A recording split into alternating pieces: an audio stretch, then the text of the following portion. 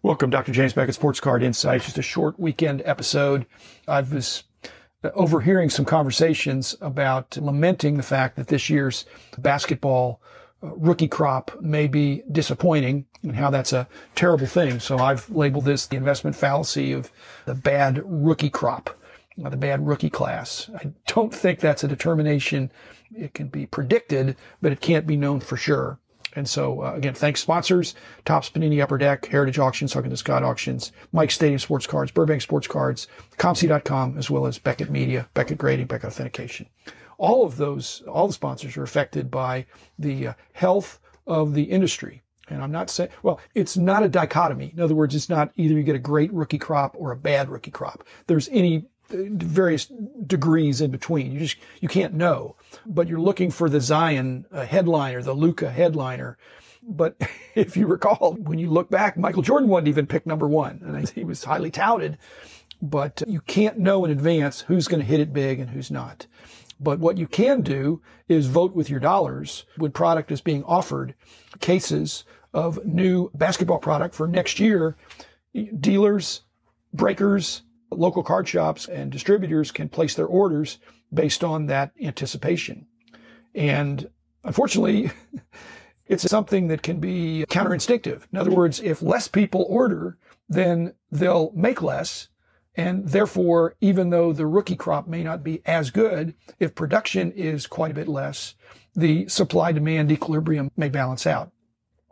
On the other hand, we almost need to have a rookie crop that's not quite as strong. The last 2 years have really amped up not just the production quantities, but the price that collectors pay for participating in the breaks, for buying packs, for buying boxes, buying cases. And so if this coming year is a year of moderation, of recalibration, then that can be a good thing. Collectors, if they can just say no, so that doesn't look that appealing to me, I'm just going to wait. The problem with that is that you just don't know. If somebody could break out, you don't know which one's going to break out, but it's unlikely that none of the lottery picks are going to hit. We just don't know which one. And that's the beauty of the hobby, the excitement of not knowing what's going to happen.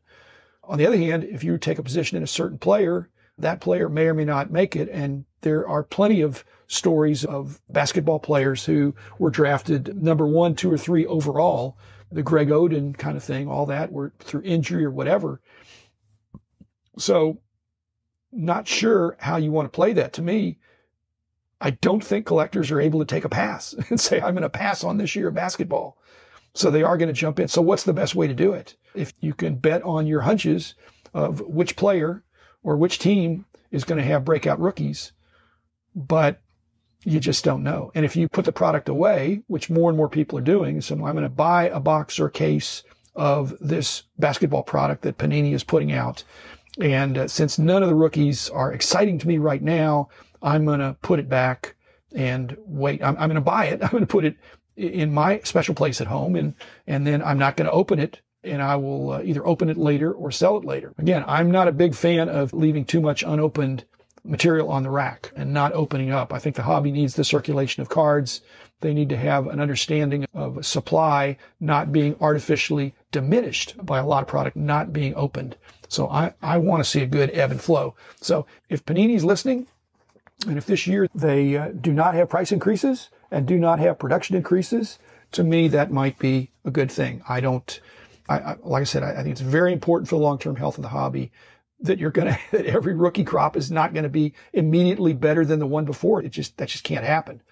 To have some ups and downs so that collectors can see that some are better than others. Some of these rookies make it. Some of them get injured. Some of them, there's any number of reasons why it can be considered a bad rookie crop. But 5 years later, you just don't know. So I'd love to see more of the hobby taking a longer term perspective than what's going to go up and what can I flip this month. So that's just my editorializing on this brisk weekend day. So enjoy the hobby. I'm not telling you what to do or not to do, but if there is a bad rookie crop or it's not as good as the last couple of years, the sky is not falling. The sky is not falling. Frankly, let's just leave it at that. I'm hopeful that there will be some stars that'll emerge, but even I'm keeping my NBA tickets. I'm hoping they'll let me watch some games in person. And just speaking about the NBA, we'll see how the rookie crop turns out. Don't hold me to it in a few years.